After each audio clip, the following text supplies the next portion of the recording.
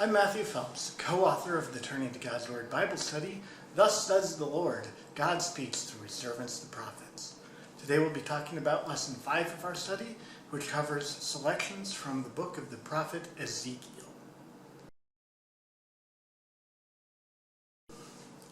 Today we pick back up with further selections from the Prophet Ezekiel. Getting back into some of that doom and gloom sort of prediction and some of that fantastic apocalyptic imagery. And we'll go through some of it as we get there. This section, I would say, is a lot less dark than the last one and focuses way more on the hopeful side than what we saw before, which is pretty cool. We're making a transition in the text, pretty hard transition from anything that focuses on the fall of the people and the involuntary export of the people and their goods, and we're pretty much to the point that that has happened, so the prophets don't need to look forward to it anymore, because it is now. So now we're looking forward to the things that are after that, which are all hopeful, and they're all the return. So when we're looking forward now, we're past the bad thing that was imminent because it's happened. So we're looking now toward the good thing.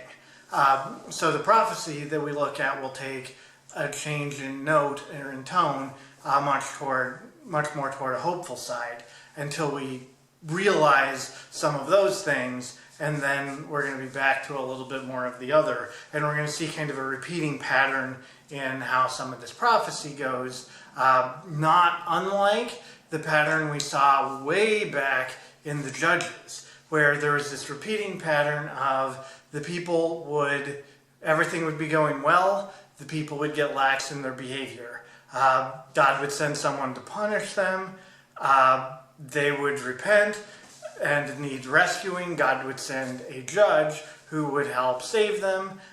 They would get comfortable again and behave for a while, and then they would repeat the cycle. There's a whole book of the Judges about that constantly repeating pattern.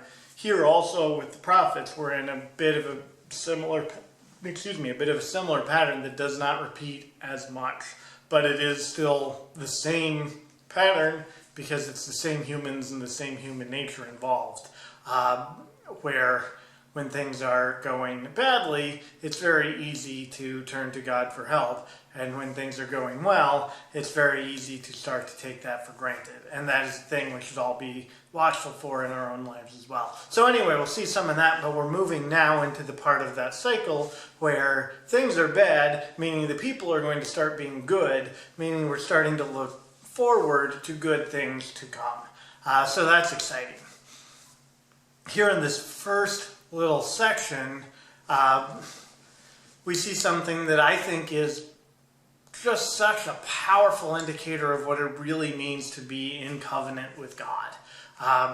So the people made this agreement with God generations and generations ago, wherein they became God's people, they inherited the land of promise, and they were charged with being the representatives of God on earth.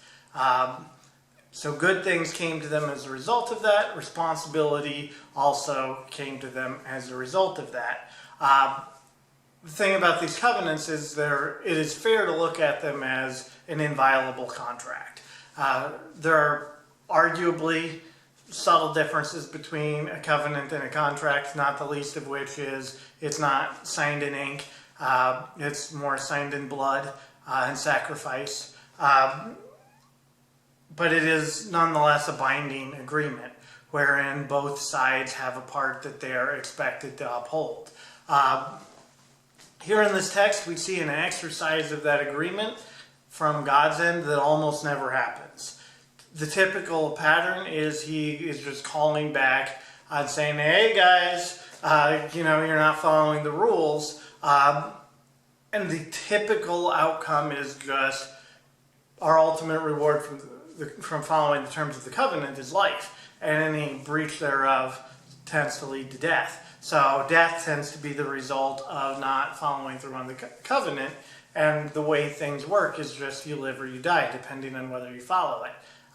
Clear, straightforward rules. Any evolution of the covenant is over the history of the people, is an evolution of some of the details, but the underlying terms remain more or less the same. This is a little bit of a divergence from that. This is God basically saying, I'm going to call in the covenant here. You, as a people, have bound yourselves to me. And so, whether you will or you won't, I'm calling in the deal that is governing our relationship from time immemorial. And I'm calling it in. You don't have to want to be on my side here, but you are going to be. You are bound. And so, like, you're embarrassing me, people, and we're not going to have this. Like, literally, our name among the neighbors is looking a little shaky here, kids. And I'm tired of you embarrassing me, and we have to get this together, and you bound yourselves to me.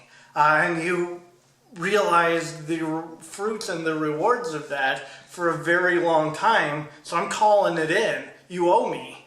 And you're bound whether you will or you won't to be my people. And so we're going through the exercise that makes that true, which is unpleasant for you, but it's you signed up. And you experienced the pleasant parts of this for generations. And so I'm calling it in. It's a fascinating exercise of that agreement, right? We don't usually think about God having the ability to call that in and us owing something. But it is true then, and it is true now. We have agreed to terms. And they can be forced to a certain degree upon us. And that's not necessarily a bad thing, right? We gave up a little bit of... It's an interesting thing that freedom has a cost, because we don't like to think that. Heaven forbid. But the people saw that, right? The people of Israel, they were safe from all of the turmoil and political upheaval in the world for a long time. And the cost was pretty minor, and the reward was pretty great. But freedom is not free, right? There was still a cost, and the same is true for us as Christians, right? We obtain in our covenant with God immunity from death and freedom from the pressures, strains, and corruption of this world, but it does have a cost. And as a result of that cost, our side of that, our bill can be called in at any time. And we can be expected to deliver on our side of that, as these people are being expected to do as well. The reward is greatly higher than the cost, but we should not forget that there is a cost. And so here for these people, that cost is you in the Holy Land have been living it up and not mindful of what's going on. We're going to hard reset these terms. So the terms were established when I brought you out of slavery in the land of Egypt and gave this land to you and to your heirs forever and ever. And those were the terms, and that is how this was established. Since you seem to have forgotten a lot of that, we're just going to start over a little bit. Let's put you back in exile outside of the Holy Land, let you remember what that was like, and then when your minds are right again, we'll just restart and we'll bring you back in and we'll do it again. And this time we'll do it better than we did last time. And the external situation will be much the same, but this time going into you, the people, will be different. Because you'll have a better sense of, this is a thing that comes with being my people, and if you're not in line, you're not staying here. And maybe we can establish that precedent, and you'll be better in the future. last point I'll make on this is that this just highlights that as much as God loves and cares for his people and their fate, that is not the end game by itself. He doesn't just care about these people. He cares about everyone and his relationship with all creation. And he's using his people here as a means of establishing greater relationship with everyone. And so when they fail, a lot of other people end up in a bad spot as well. Same for us as Christians. We have an obligation to help God fulfill his mission to all peoples. And when we're not getting that right, we are, again, not doing our part. And God may very well ask us to account for that. And it's not something we can just blow off and say, I changed my mind, and unsign the contract. We're bound. And he can remind us of that at any point. So, God acting on his behalf and on behalf of everyone, and in so doing, sort of exercising some of his terms of that contract in a way we don't usually see. It's a very interesting passage.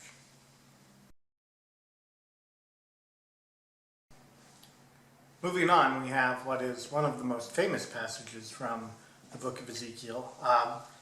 And for good reason, this is also incredibly interesting. This is the dry bones becoming as flesh. So we'll go through some of just what happens in the text and call out a few things that are fascinating. And then from there, we'll talk a little bit more about what it means. So, high level, God speaks to Ezekiel, who prophesies to some dead and dry bones in a couple of passes, and they become alive. Why two passes?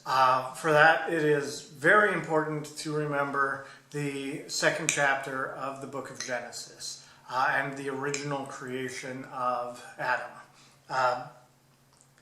If you remember how that occurred, also that occurred in two phases. The first one is that God formed and molded clay from the ground together until it looked vaguely personish. And it was still just a lump of clay, if a person-shaped one. And then for that clay to become person, God breathed into it. And so humanity is seen throughout all of the scriptures as the meeting point between heaven and earth.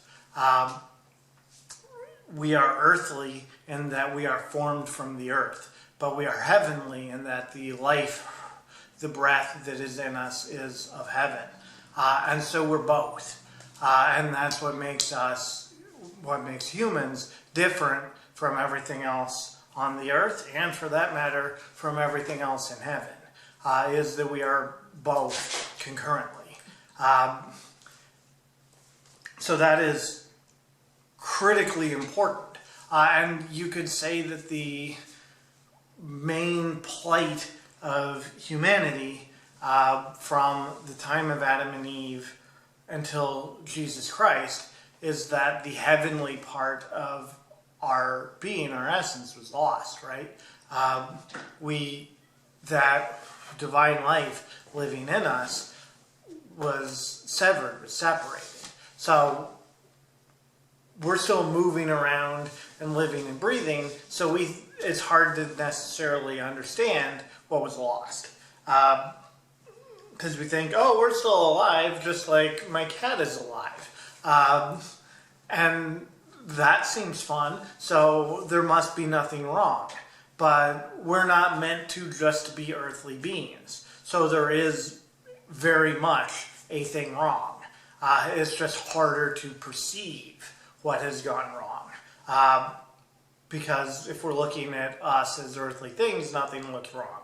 The problem is that we're not just earthly things. So, humanity, meeting place between heaven and earth in a person, and given autonomy.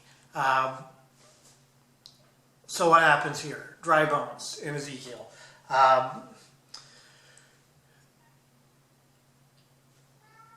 Again, a few fascinating points here. The first time around in creation, it was God acting. Here, God is allowing the words of Ezekiel to basically carry out the act of creation. It's God's word. He's telling Ezekiel precisely what to say. It is still his words, but his words spoken by the prophet, a human, are enacting creation. That is shocking and potent. So we'll come back to that part of it for sure, because it's extraordinarily relevant to us today and important for us today. So there's that side of it. The other side of it is just highlights further this meeting of the earthly and the heavenly being necessary for a person to be a person. So the first time Ezekiel speaks, he speaks to the bones, the dry bones, and they form back up into flesh.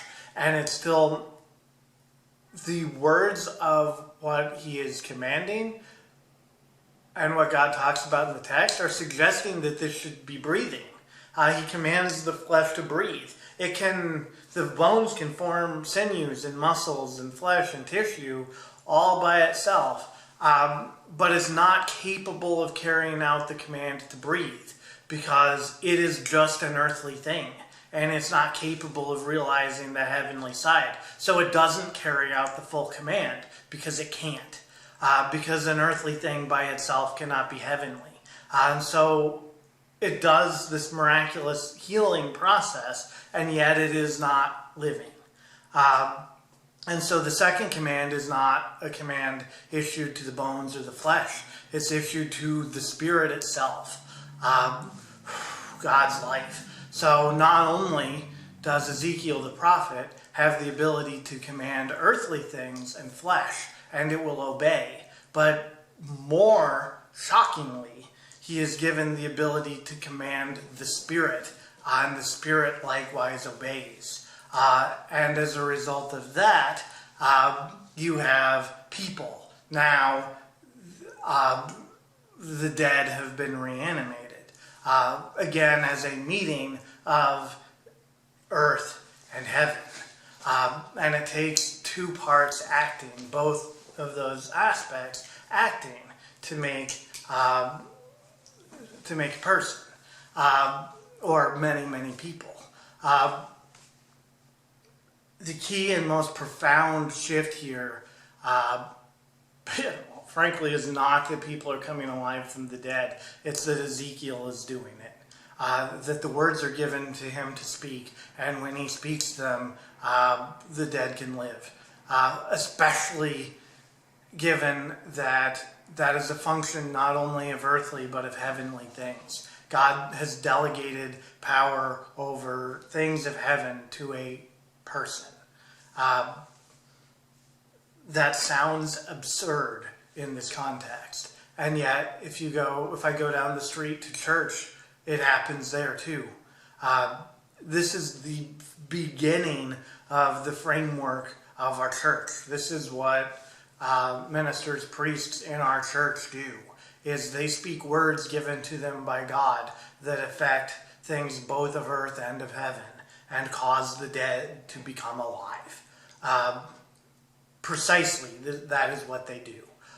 There are different occasions and types of death and of coming back to and sustaining life. And so there are different words in some different scenarios that affect that reality somewhat differently. But each of those, I'm trying to think as I'm talking now if it's an oversimplification to say it's just the 7 ways and the 7 sacramental aspects of that. Off the top of my head, I think that sounds pretty convincing, but I could be missing something, so I'm not going to say it as though it's fact, but that to me seems like a likely version of that. And it's just different manifestations of life from death. and of animating what was not. Through precise words given to us by God that are allowed to be spoken by those whom he has ordained for that purpose, and that then carry out that effect. Again, that is preposterous to think that that could be a thing.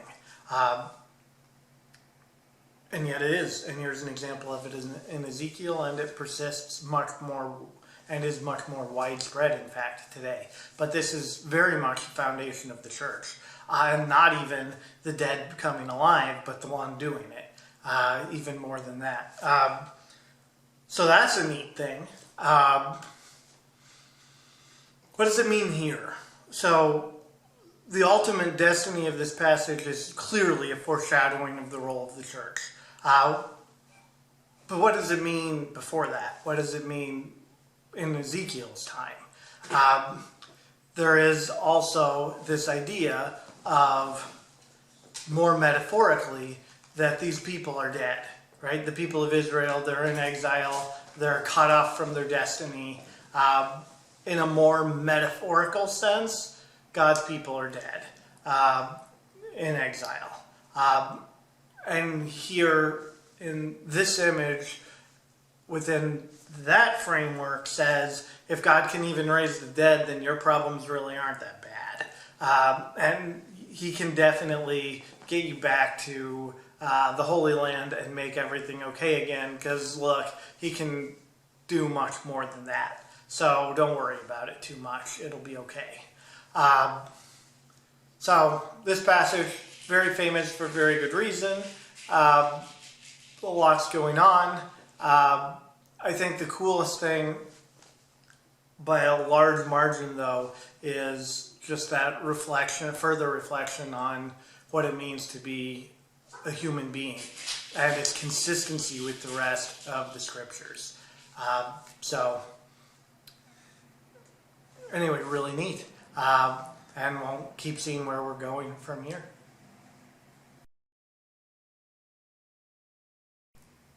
Here we've got a section that is wide departure from the first two we've seen here,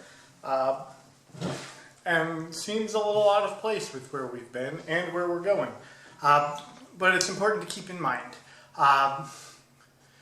One of the things we are building toward with this study is, at the end, we're going to take a kind of a high-level run through the book of Revelation and look specifically at how that book is built on images from Old Testament prophets, especially Isaiah, Ezekiel, and Daniel. And so, in the interest of laying a proper framework and foundation for that, we want to make sure, as we are here going through Ezekiel, that we cover most of the key images that are reincorporated into the book of Revelation. This is one of those. So it's actually not overwhelmingly important in the context of Ezekiel. It becomes more important because it's brought back up later. So we're going to talk about it a little bit, and we're not going to dwell on it a whole lot. What's going on? God seems to be saying that once things are back up and running again, smoothly and well in the land of Israel, he is going to bring all of these northern neighbors with a far distant relationship to the people of Israel, and he is going to stir them up to attack. Which seems odd here. Here, especially in Ezekiel, it seems odd. It actually makes much more sense in the context of Revelation than it does in the context of Ezekiel. But here it is. There's a strong implication that this is a punishment for them, that they won't be able to avoid, despite their greater reason telling them that it's a bad idea. So it seems to be implied that this is not going to be a fruitful military outing for them, and that they are in fact going to lose badly.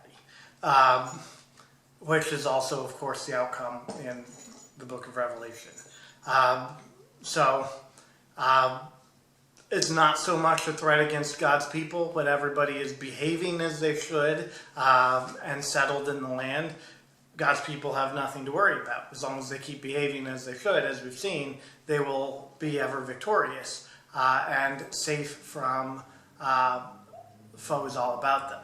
So this is a punishment for those who are not of the same mindset and who have stood previously against the people of God. And so we'll see it come back again in the book of Revelation. And for now, that's what we need to see. Apologize for the sounds of my cats destroying the remnants of their cat house there. It got a little loud. We're going to fix that before the next take here. But it is also pretty funny. So anyway, that's this deal with Gog, and we'll see it again at the end of the study.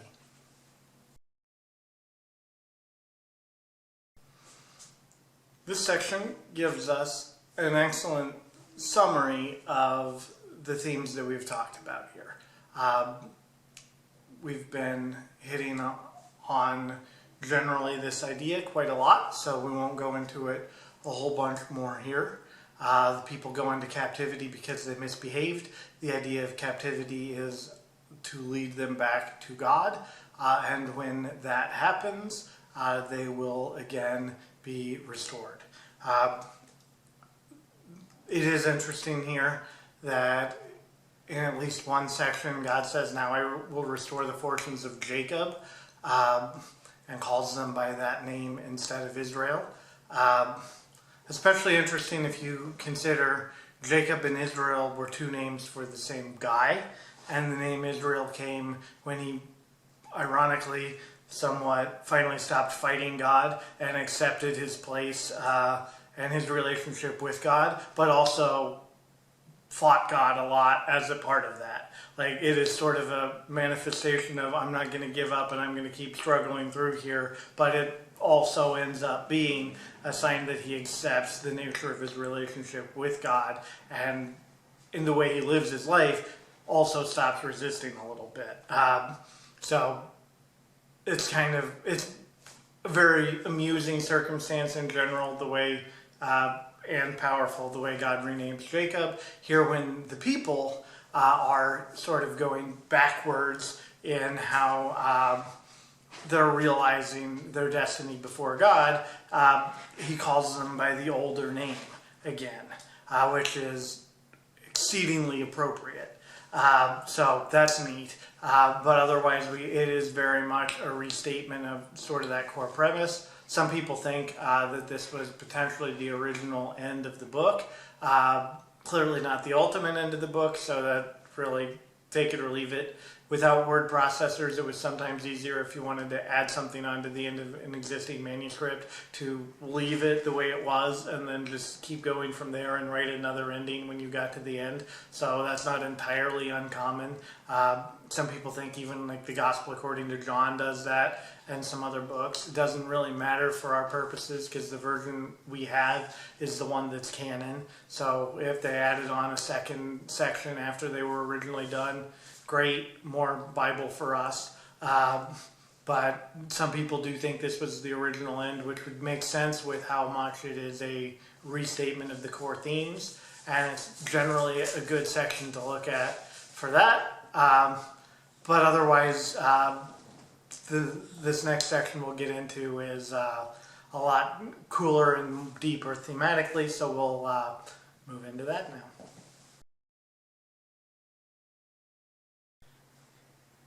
Now we dig into, for the rest of this lesson, this vision that the prophet Ezekiel has,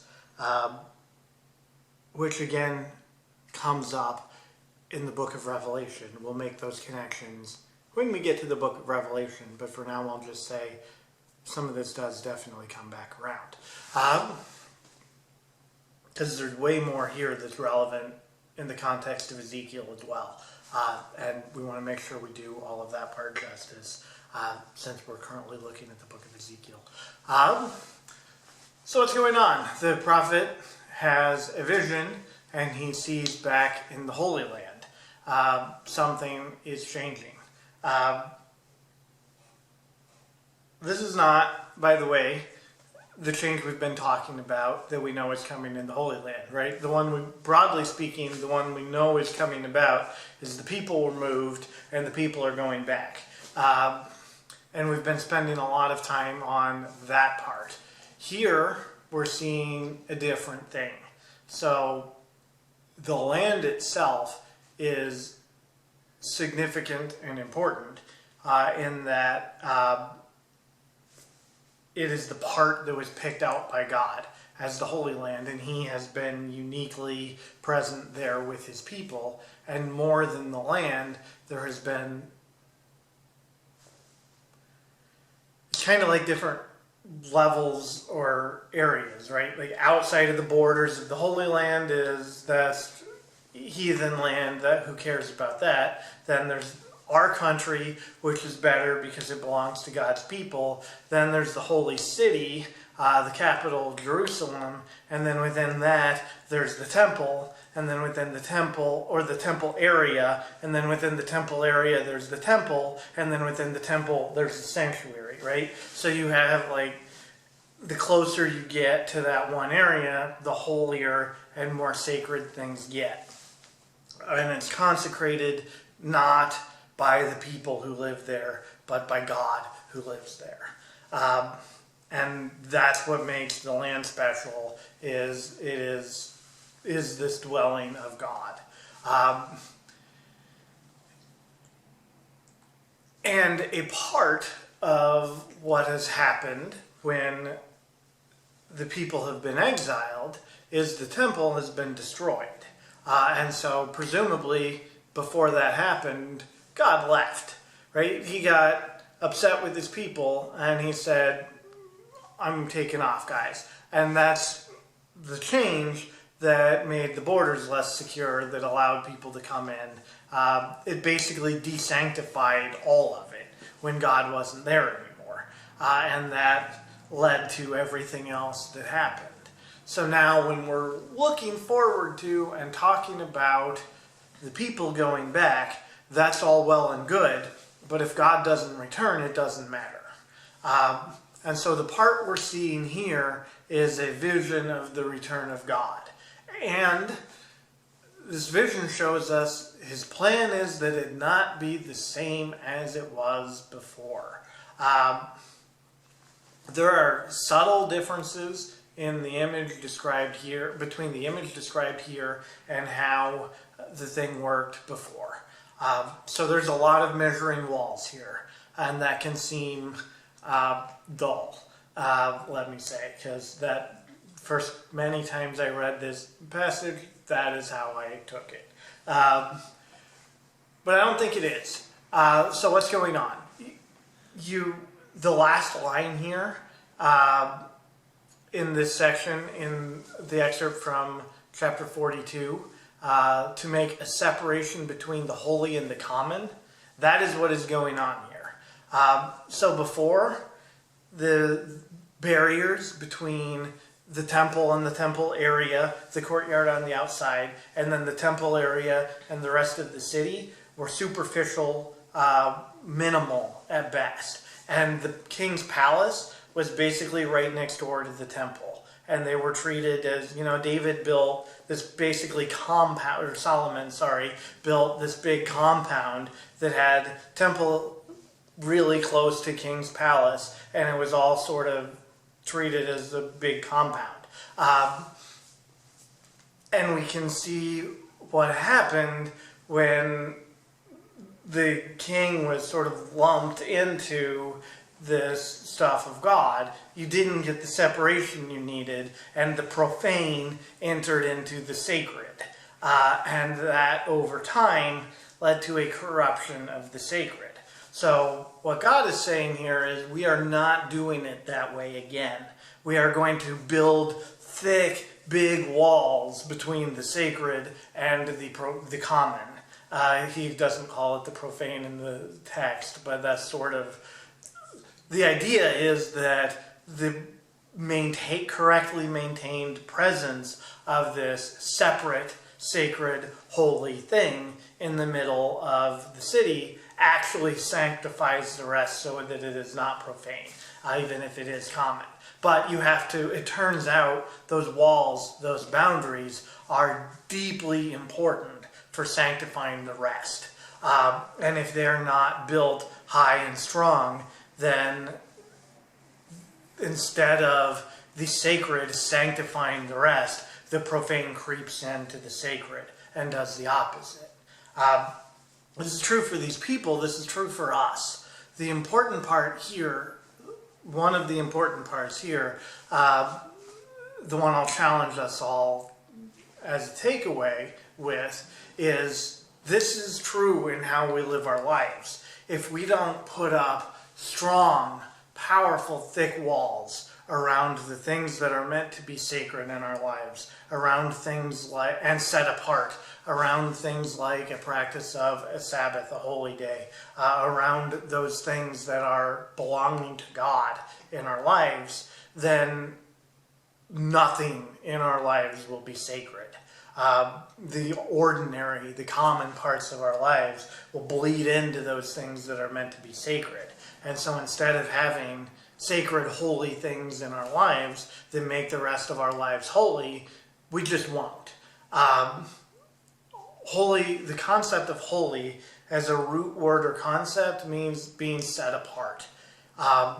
If you can set things apart, they can be holy and they can ultimately sanctify you. But when you make those holy things common and ordinary and like everything else, then they cease to be holy. And as a result, they cease to have any power to sanctify the rest of our lives. And I think that is a thing we get very wrong constantly in our society, is we say, well, you know, I can practice a Sabbath day, you know, that's basically the same as every other day, but I'll go to church. And so it'll be fine. But it's the same as every other day. What about that is going to sanctify any part of your life?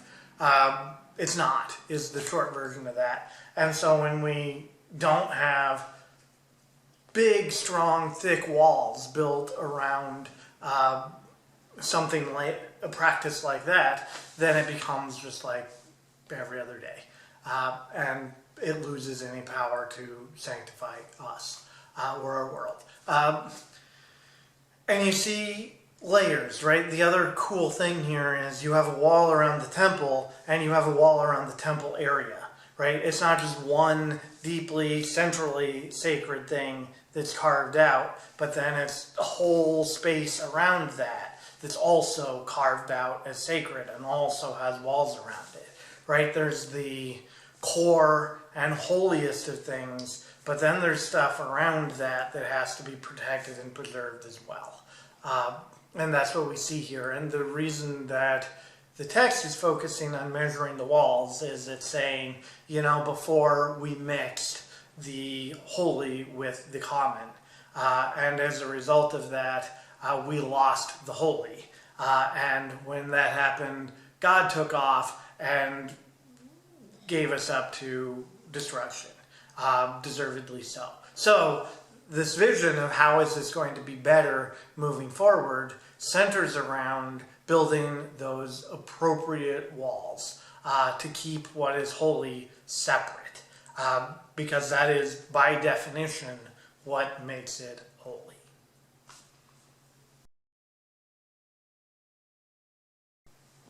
Next step, then, we have built in the vision, not in reality, the new temple area and temple. Notice we didn't even talk about what the temple looked like. Again, I think fascinating. The important part was not the nature of the edifice itself. The important part was the walls, its separation. Because God doesn't care what his house looks like. But he does care that that separation is there, that it is holy. So once you have a holy place for God to dwell, he will return. again, very important points for our life, or our lives, right? I think some of us, me, being materialistic, can think, the parts that God cares about are actually parts that God doesn't care about at all, right? Like, he doesn't care what the building looks like as long as you get the walls right. The same is true for us. Or we can dwell too much on, how is the very best way to pray, and should I read this book or that book? Should I pray the rosary or the liturgy of the hours, or try contemplative prayer or some other thing? Like, what is going to be, what's the best house here I can build for my relationship with God? And what he cares about is that you got the walls right, and everything else will be fine. But we focus more on, in part because it's easier, we can focus more on what am I going to put on this wall and what am I going to put on that wall, and less on get all this other junk out of the way and get it cleared out and build those walls. So the single most important thing we can do if we want God to come and live in our lives and our hearts is to build the walls correctly. Everything else doesn't actually matter, as Ezekiel is showing us. So we don't know what the temple looks like, and we don't need to. But we do know that as soon as the walls are built, God comes in. He basically comes rushing in a big way. It's a big spectacle, and it is all at once, right? Another interesting thing, if the walls were only sort of right, God wouldn't show up. They have to be completely right. And as soon as everything is right, God arrives. And he points out now things are going to be different. And again, we talked about it some in the last question. The biggest difference is you're not putting your kings in a position where they are basically equal to God anymore. They kind of got a little too close to that, and were behaving as such. And that was a big, it seems like from God's point of view here, that was the most significant breach of those walls, but we're not done talking about some of the others as well. But that one definitely, you can't have the king's palace right next to the temple here. Get that out of here and have big thick walls and lots of space around the temple with nothing in it other than temple related things. And big walls around that too. And again, once you get those walls, everything will be fine and God will come dwell with you again. And everything will be much better.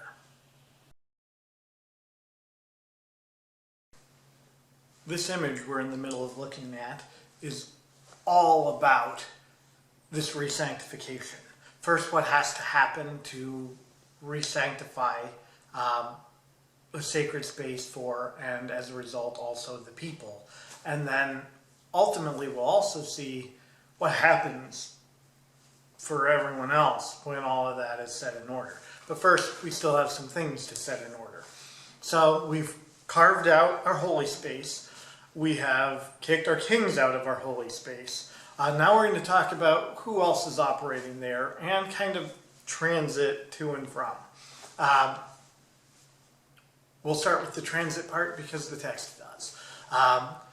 God comes back in through that big east gate, and so nobody else is allowed to use that door.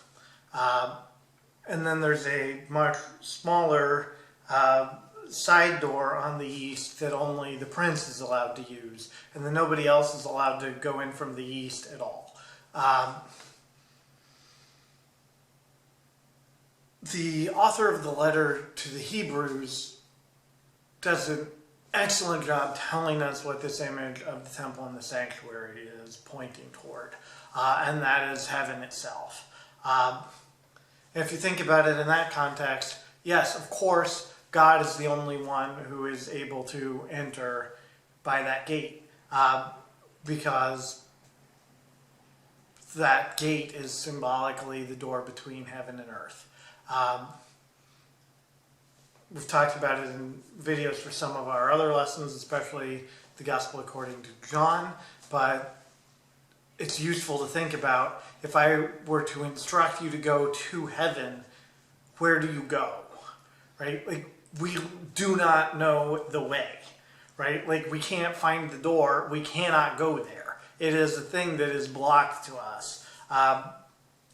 In part because we don't know the way, and in additional part because the way probably does not exist in space as we know it.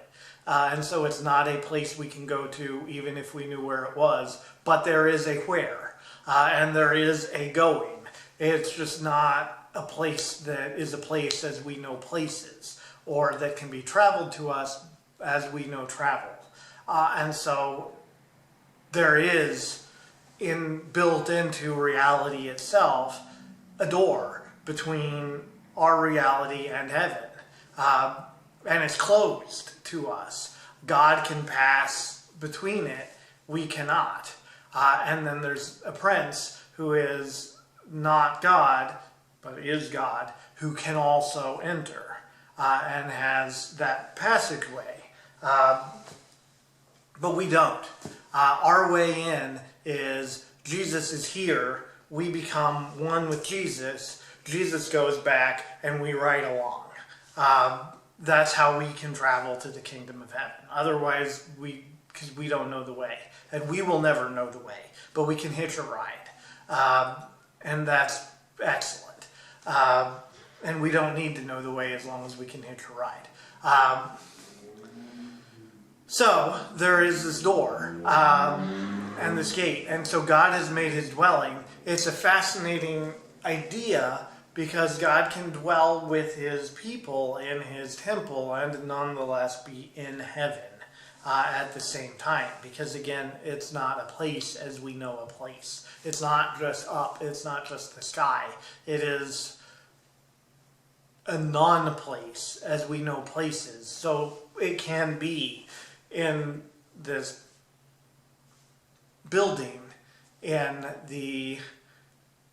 on a mountain in the kingdom of Israel, or it can be in a piece of bread sitting in a gold container in a church down the street.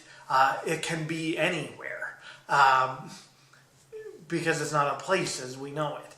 But anyway, here it is in this image, and who goes in? No one. To the real place that you're supposed to go, right? So there's this east door that goes between earth and heaven. And then there's just this building inside, and you as the people can take this north door, and you can go in, and you can be in the building. But you're not in heaven, right? You didn't take the door that God takes that leads to God's throne. You just go into the building, not the place that exists sort of over top of the building that is heaven itself. And the door you take determines which one of those places you're going to. And you don't get to go into the good place. You go into the building, which is still a good place, but it's not heaven. It is a poor approximation. It is still the sacredest place at this time on earth, right? By far. And it's not a bad thing. It's just not what happens if you go through the east door. We do this symbolically, right? We have big churches that very rarely open their main gates. Mostly now I think they tend to do it every 25 years on a Jubilee year. But for a lot of significant, famous, especially basilicas, there is a main door to the church that is kept closed most of the time, and people are asked to follow other entrances. And it is as a result of and an imitation of this passage. And the general theme is the same, right? It's meant to call us to this theme. The difference is now we have times where the doors are open for us as well. Those Jubilees aren't special if we don't mark and remember that the doors are generally also closed. And so we leave them closed a lot so that when they are opened, it is special and we can call to mind what really we're saying has happened, which is through Jesus Christ, that door is open to all of us. So that's the logistics of it. Now let's talk about who is going to be where. The text highlights that among other mistakes that had previously been made, the first one we talked about fixing is let's create separation between God and the king. Great, done. Now let's talk about who is serving in the temple, the holiest area. Who was set up to do so? There's a whole book in the Bible with instructions about how Levites and priests are supposed to go about this service, and only Levites and priests, and definitely not whatever random foreigners will take the job, which seems to be, at least the implication here is probably not the priest side, but at least a lot of the upkeep of the temple seems to have been assigned to foreigners, which is a no-no. It is a sacred thing. Not only is the space set apart, but the people who are allowed to work there are also meant to be set apart and sacred. And there are rites and rituals and lifestyle that are meant to be followed by the people who are serving in there, so that they are consecrated, so that they can likewise participate in the consecration of the place. And it seems like all of those rules were also not followed. So we're going to fix the space, because the space was wrong. We're going to fix the king's relationship, because that part was wrong. And now we're going to fix who's operating here and what allows that. We'll get more into in a minute. New rules and provisions, or reestablishing the old ones for who will be. Right now it's who won't be. We're not going to have foreigners in the temple itself. A rule which we saw carry over into the time of Jesus. The Gentiles were allowed in the courtyard area around the temple, but not into the building itself. And they definitely weren't allowed to serve in the temple. So people not allowed. We'll get into who is allowed next.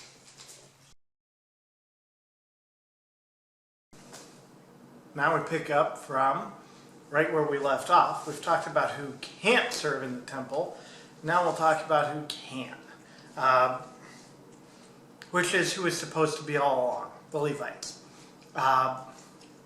There is a little bit of an interesting change here. So Ezekiel himself is a priest, so this is definitely a thing close to his heart, but it is also a critically important thing, right? Like, who cares about the space if the people leading to worship aren't getting things right?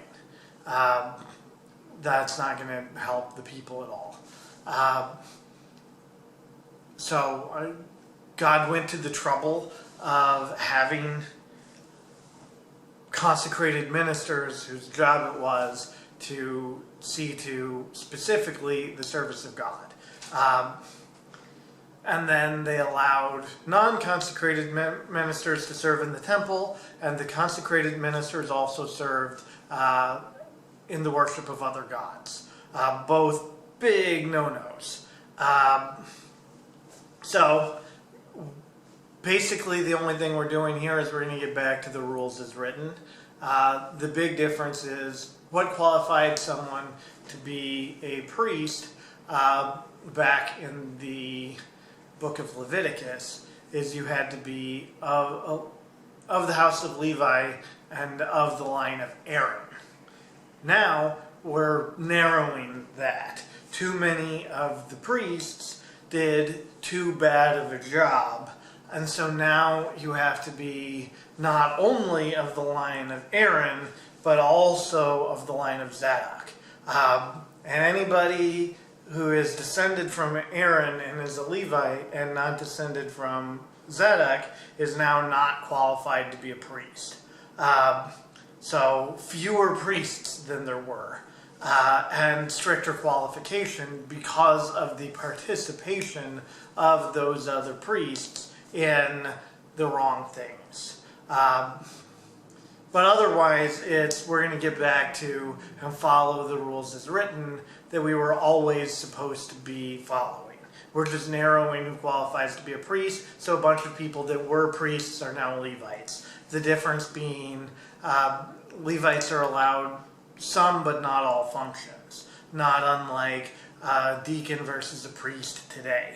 Up to and including, some of the less fun tasks get delegated to the Levites / deacons to free up the priests, in both cases, for their primary role of carrying out the liturgy and specific liturgical function.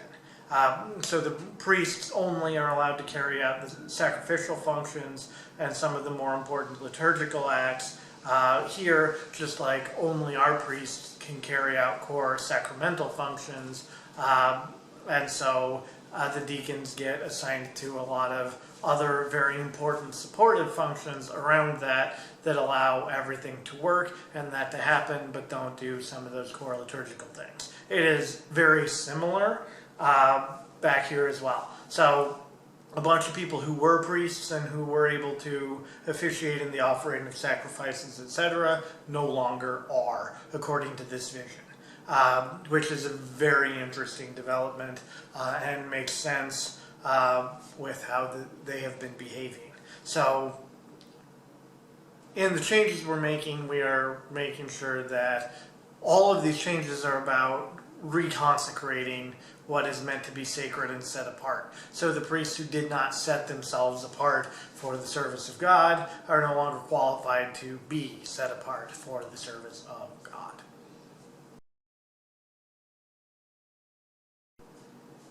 Here we see what happens when we get all of that separation right and why it's important that we do.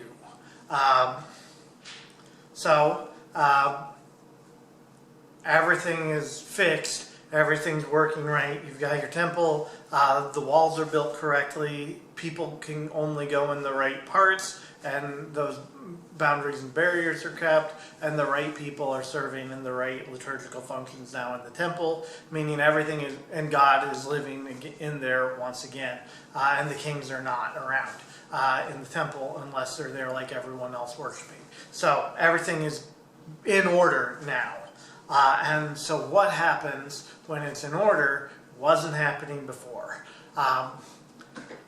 The result is maybe not what you would have expected if you were thinking God is living on earth, this should yield something incredible. It is a thing incredible, but it's interesting. Anyway, a little trickle of water comes out of the temple. That's it. But I think without trying to, it's basically magic water, right? Without really, I don't want to sound too facetious about it, but like it is self-multiplying or replicating water, right? How does a little tiny trickle become more farther away? Right? That's not how water works. You don't get more from that's not, unless you're like a trickling stream down a mountain can be very big by the time it gets to the bottom of the mountain because other water is coming in. That's not this though. This is all coming from the temple as the source, and the farther out it gets, the more of it there is. The text goes to great lengths to reinforce and to keep showing us, no, seriously, like more water the farther you go, and it brings life everywhere it goes, abundantly. A few things about that.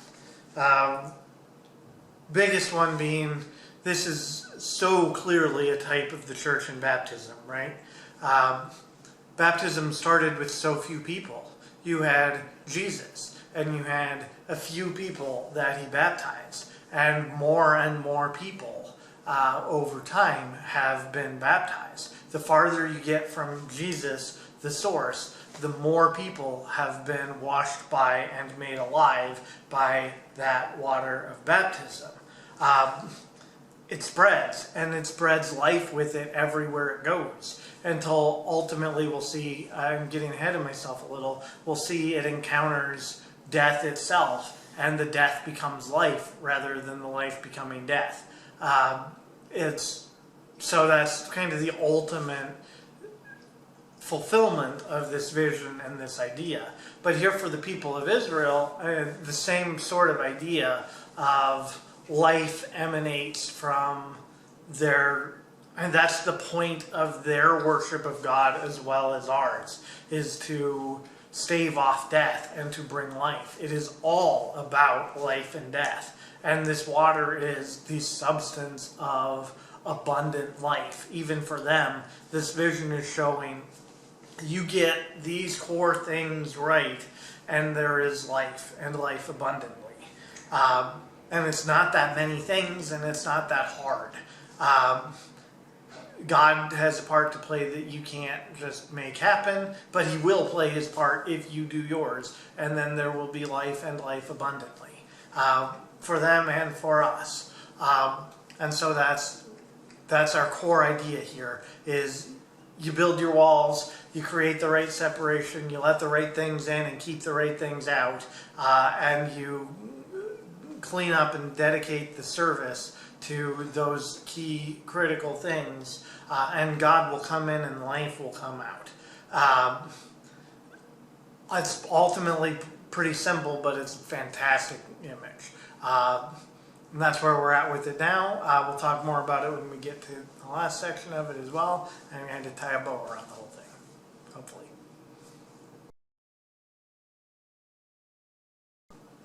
I mostly covered the rest of this in the previous question as well. So farther water gets from the temple, the more of it there is. It brings more and more life.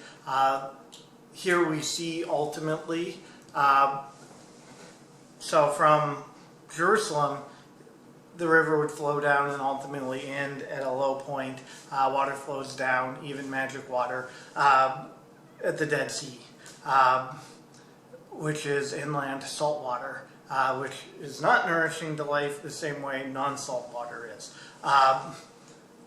Also, typically speaking, as things normally work, if you put fresh water in salt water, you have more, slightly less salty water that is still very much salt water. In this case, though, that is not true.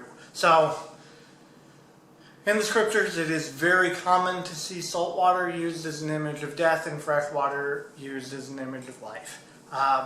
Because salt water doesn't support life the way fresh water does. And because if you go out in a boat on the sea, your odds of dying are fairly high. Especially back then, maybe not so much today. So it was just generally salt water is much more likely to mean death than life, and fresh water is often used to mean life, as is the case here. So you've got your fresh water that is giving life to everything, that ultimately finds its end in the Dead Sea, this saltwater body, and here, contrary to all expectations, when the two meet, the dead, salty water becomes fresh and alive, as opposed to the other way around, which is what you normally expect. Just as you normally expect all life to end ultimately in death, but when baptism is involved, when we are baptized into Christ, we meet death, and death changes to life instead of life changing to death. We become alive, not dead. And death doesn't touch us anymore, because as opposed to the normal way things work for us as people, where when life comes into contact with death, the life becomes dead. The life that comes from Christ, when that comes into contact with death, the death becomes alive. It goes the other way. And so we see here of what this water achieves. So just further image of what this is of it being life. Not just a symbol of, but it being life itself. That's what's coming from when flowing forth from the temple. The image is showing water, but ultimately it is life itself, which is why we see life.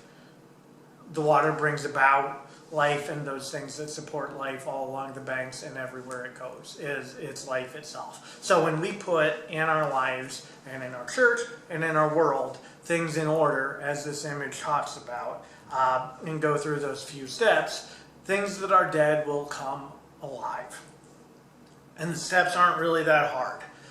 God has to do most of the work and will, but we do have things that we have to execute to bring that about. Again, let's see if we can remember them all, because there aren't that many, and it's starting to look like they're probably pretty important. First part, you've got to build the proper walls around those things that are sacred in order to set apart, to separate, and to keep those things holy. You've got to then keep out the people who have to be kept out from the people and things that have to be kept out, and you have to dedicate and consecrate the appropriate service within. And then God will take up residence, and from that there will be life. Fairly straightforward, doesn't make it easy. And that's sort of the end here of the book of Ezekiel. This vision is both talking about what is to come in the Holy Land, and also eventually, and also instructive, trying to tell the people how to bring about and to get to where they are trying to go.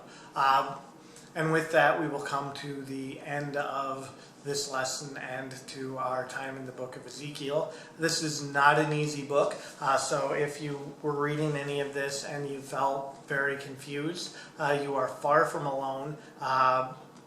This is hard, but it's, hopefully you agree now, also very rewarding and worth spending some time in. There will be a few other parts as we go through this study that will be up to this level of challenging, especially in Daniel and Revelation. Most of the rest of the prophets will be relatively accessible compared to this. So if you're sitting there thinking, man, that was hard, I don't know if I can do the rest of this study, don't worry about it. We'll be here to help walk you through it, but the rest of it, most of it is not at that level of difficulty figuring out what's going on. And you know, it's worth it. It's hard, but the imagery, I hope you all agree, I certainly think so, is actually fantastic in the excerpts we looked at from the book of Ezekiel. So, hard but worth it, I hope, is our takeaway here. And moving forward, some of the rest of this should probably feel like a breeze for a few weeks as we move through some content that is interesting and important, but not quite as complicated. This has been an overview of Lesson 5 of the Turning to God's Word Bible Study. Thus says the Lord, God speaks through His servants, the prophets. For more information, consult our written study and visit us online at turningtogodsword.com.